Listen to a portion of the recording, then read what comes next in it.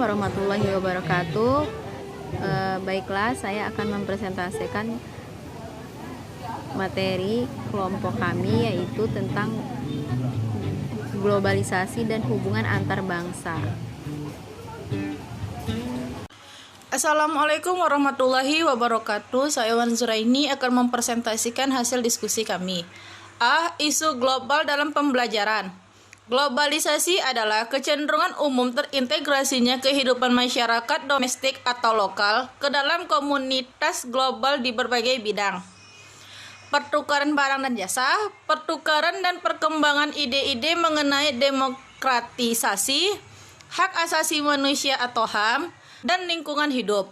Migrasi dan berbagai fenomena human trafficking lainnya yang melintas batas-batas lokalitas dan nasional kini merupakan fenomena umum yang berlangsung hingga tingkat komunitas yang paling lokal sekalipun.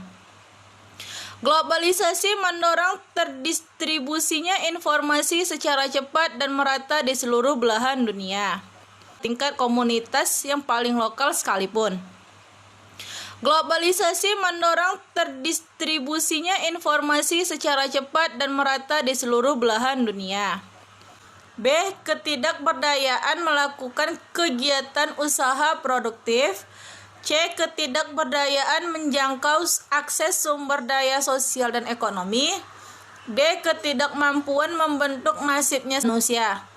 Kemiskinan ditandai dengan ketidakberdayaan masyarakat dalam hal ketidakmampuan memenuhi kebutuhan dasar pangan dan gizi, sandang, papan, pendidikan, dan kesehatan. Ada banyak isu global yang perlu dijadikan sebagai bahan pertimbangan dalam pembelajaran, di antaranya 1. Kemiskinan. Kemiskinan dengan segala turunannya adalah ancaman bagi kelangsungan hidup. 2.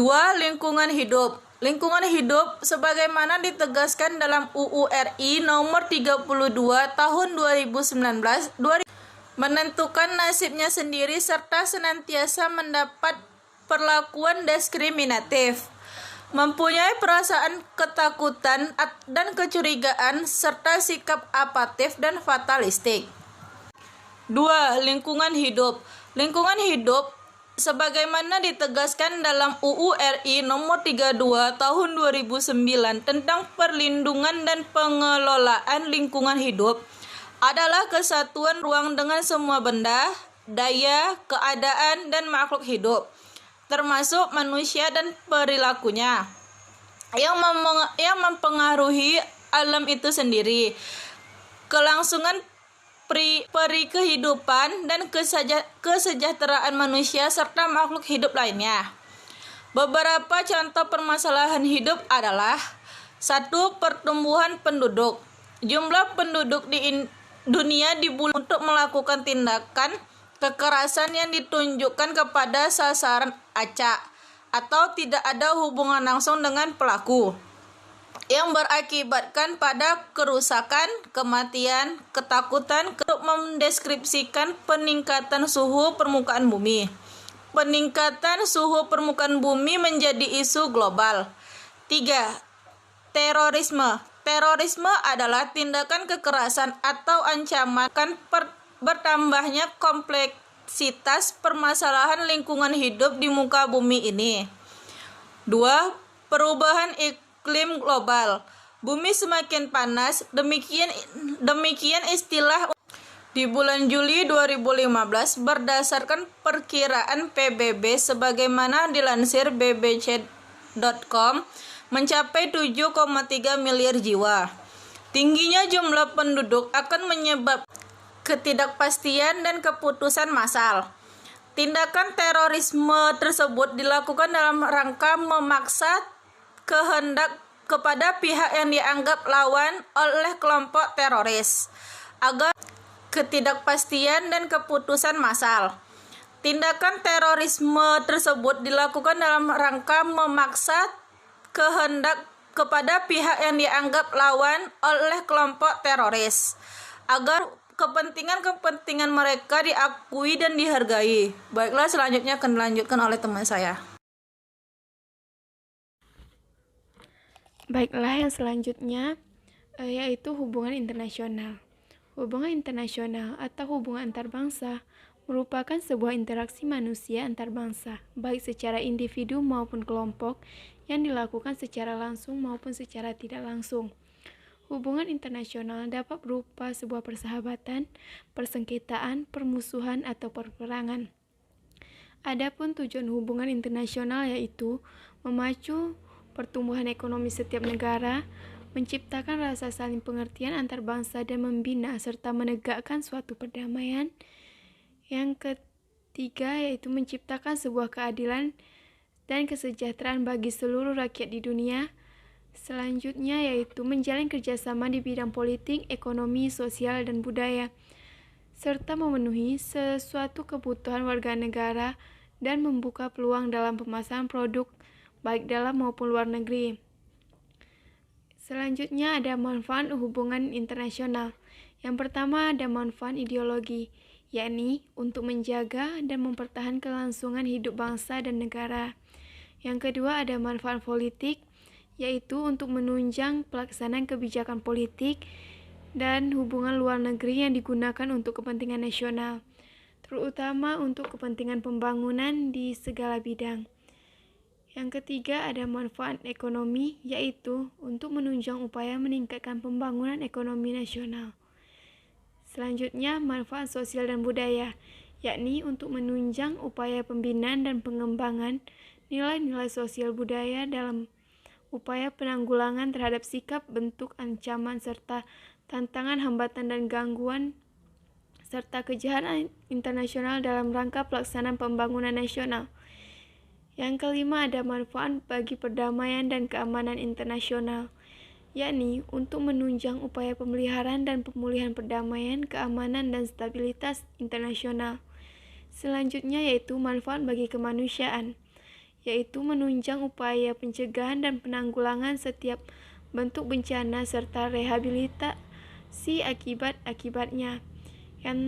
Dan manfaat lainnya yaitu untuk meningkatkan peranan dan citra Indonesia di forum internasional dan hubungan antar negara serta kepercayaan masyarakat nasional. Sekian yang bisa saya jelaskan. Selanjutnya akan dilanjutkan oleh teman saya.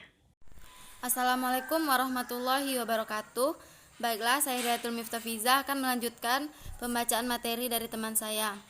Manfaat hubungan internasional. 1. Manfaat ideologi, yaitu untuk menjaga dan mempertahankan kelangsungan hidup bangsa dan negara. 2. Manfaat politik, yaitu untuk menunjang pelaksanaan kebijakan politik dan hubungan luar negeri. 3. Manfaat ekonomi, yaitu untuk menunjang upaya meningkatkan pembangunan ekonomi nasional. 4. Manfaat sosial dan budaya, yaitu untuk menunjang upaya pembinaan dan pengembangan nilai-nilai sosial dan budaya. 5. Manfaat perdamaian dan keamanan internasional, yaitu menunjang upaya pemeliharaan dan pemulihan perdamaian. 6. Manfaat kemanusiaan, yaitu untuk menunjang upaya pencegahan dan penanggulangan setiap bentuk bencana serta rehabilitasi akibat-akibatnya. 7. Manfaat lainnya yaitu untuk meningkatkan peranan dan citra bangsa dan citra Indonesia di forum internasional. Yang selanjutnya asas hubungan internasional. 1. Asas teritorial. Asas ini didasarkan pada kekuasaan negara dan daerahnya.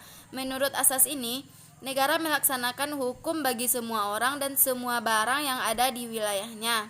2. Asas kebangsaan. Asas ini didasarkan pada kekuasaan negara untuk melindungi warga negara.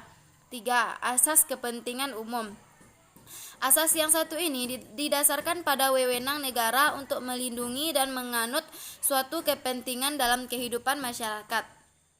Demikianlah selanjutnya akan disampaikan oleh teman saya. Hubungan internasional. 1. Pola penjajahan. Penjajahan pada hakikatnya merupakan penghisapan oleh suatu bangsa atas bangsa lain yang ditimbulkan oleh perkembangan paham kapitalis, di mana penjajah membutuhkan bahan mentah bagi industri atau pasar bagi hasil industri. inti dari penjajahan di sini adalah penguasa terhadap bangsa lain. Yang kedua, pola ketergantungan. Pola yang satu ini biasanya terjadi pada negara-negara berkembang yang kekurangan modal dan teknologi untuk membangun negaranya. Negara-negara berkembang terpaksa mengandalkan bantuan negara-negara maju yang hasilnya akan mengakibatkan ketergantungan pada negara-negara maju tersebut. Pola hubungan yang satu ini dikenal juga sebagai neokolonialisme atau penjajahan dalam bentuk baru. Yang ketiga itu pola hubungan sama derajat. Pola hubungan ini paling sulit diwujudkan, akan tetapi pola hubungan yang amat ideal dikarenakan berusaha untuk mewujudkan kesejahteraan bersama sesuai bunyi sila kedua Pancasila. Sekian dari presentasi kelompok kami. Saya ucapkan terima kasih. Assalamualaikum warahmatullahi wabarakatuh.